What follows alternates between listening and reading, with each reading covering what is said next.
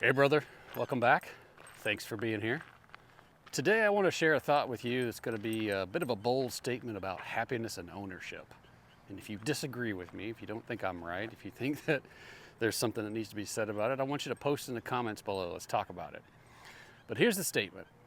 If you're not happy in some area of your life, it's because you haven't owned it. Now, what do I mean by that? Maybe you're saying, maybe you're screaming at the screen or screaming in your head right now. What do you mean? I haven't owned it. This is outside of my control. This is somebody else's issue. It's being done to me. I've tried really hard. I've shown up. I've done all the things I'm supposed to do. And yeah, I hear you. I understand. And I get it. It seems like, when we try really hard, when we're wanting things to work out, when we're dealing with things that are outside of us, people, circumstances, then we can feel like it becomes exhausting. It becomes very tiring because we work so hard in order to try to achieve the goal. But then when we don't achieve it, we feel defeated. We feel like things have conspired against us. But if you really get down to it, if you think about it, everything that you've owned, you've gotten clear on. Everything that you've owned, you've decided what to do about. Everything that you've owned, you've shown up for. And everything that you own, if it doesn't go your way, then you've come to terms with it. You've decided to be at peace with it. You've found a way to live with it. Or you've found a way to let go of it. You've found a way to drop it. But if you haven't owned it, you're going to feel like a victim. You're going to feel powerless. You're going to feel like it's unresolved. You're going to feel like you're exhausted by it. And this is what I'm talking about. This is what I'm talking about owning it, finding the joy, finding the happiness, being able to be okay with it, being able to recognize that we don't always get what we want. That just because something doesn't work out doesn't mean we can't be happy. But we have to come to terms with it. We have to be able to decide what we think about it. We have to decide how we want to live with it or not. But it's not something that is externally being done to us. And so this is what I wanted to share with you today. What are you owning in your life? What are you not owning? What have you tried? What have you not tried? Sometimes we say, well, I did own it.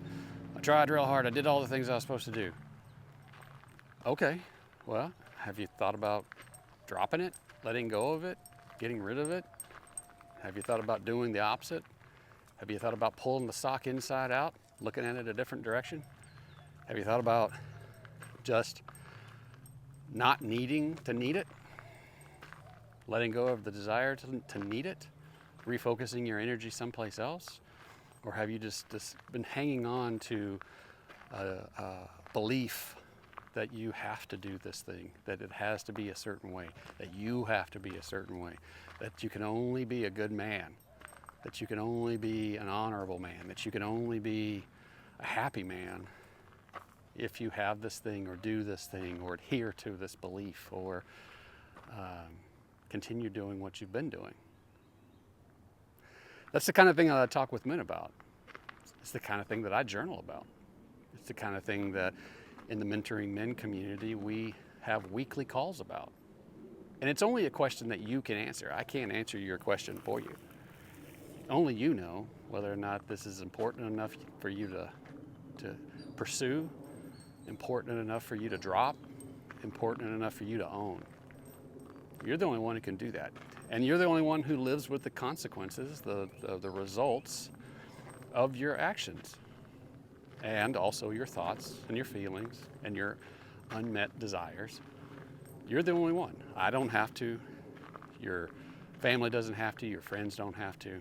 And so you're the one who has to own it. You're the one who has to come to terms with it. You're the one who has to decide what to do about it.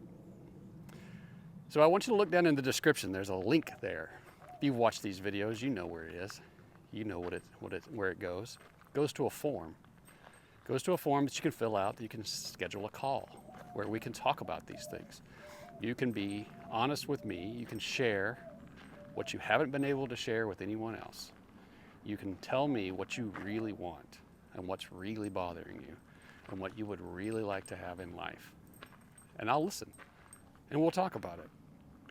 And I'll ask you some questions and you'll come up with your own answers. And then at some point, you'll decide to own whatever it is that's making you unhappy. And then you'll be at peace with it. You'll be happy. You'll be okay. Because you'll know what you think about it, how you feel about it, what you really want, and what you're going to do. All right, brother. That's what I have for you today. I love you. Thanks for being here. I'll talk to you soon.